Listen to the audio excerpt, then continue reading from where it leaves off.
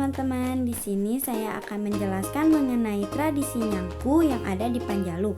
Sebelumnya mari kita perkenalkan diri terlebih dahulu. Nama saya Ria Yuliana dari kelas 10 NPLB 2 yang akan menjelaskan mengenai tradisi kepercayaan masyarakat praaksara yang masih dilakukan oleh masyarakat kini, yaitu tradisi Nyangku yang selalu dilakukan di daerah Panjalu, Tasikmalaya, Jawa Barat.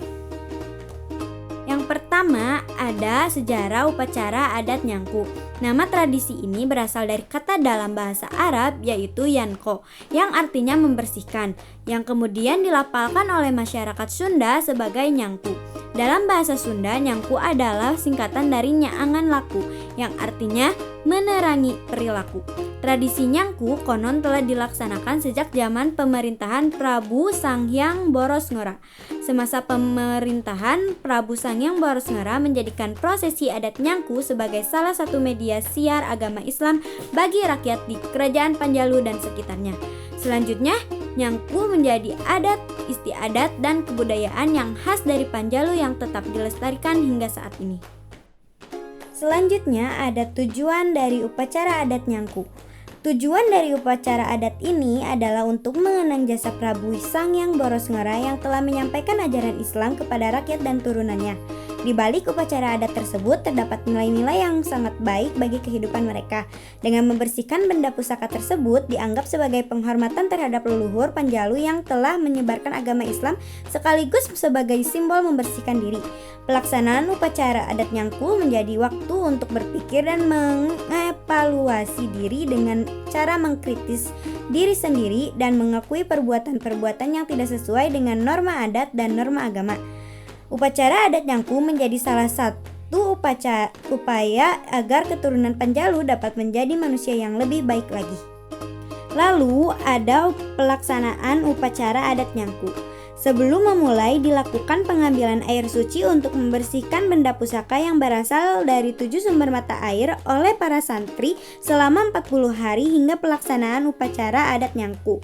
Kemudian dilaksanakan prosesi penyerahan tirta kahuripan dari sepupu adat pengambilan air kepada Ketua Yayasan Borosngora sebagai penanggung jawab pelaksanaan upacara adat Nyangku. Siapkan juga 7 macam sesaji yang didampingi 7 macam minuman. Di malam sebelum upacara adat Nyangku dilakukan pengajian membaca salawat Nabi di bumi alit yang biasa diramaikan dengan tradisi gembyung dan debus.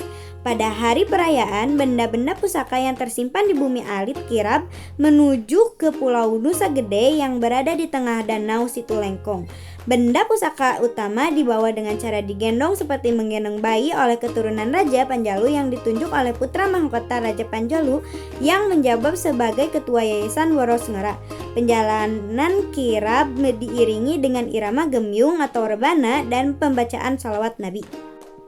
Sampai di Pulau Nusa Gede, benda-benda pusaka satu persatu mulai dibuka dari kain putih pembungkusnya.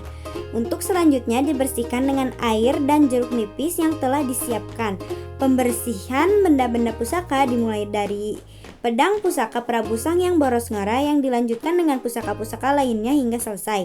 Setelah benda-benda pusaka itu dibersihkan, kemudian diolesi dengan minyak kelapa yang dibuat khusus untuk keperluan upacara adat Nyangku. Setelah itu barulah benda-benda pusaka itu kembali dibungkus dengan lilitan janur dan 7 lapis kain putih untuk kemudian diikat dengan memakai tali dari benang boeh.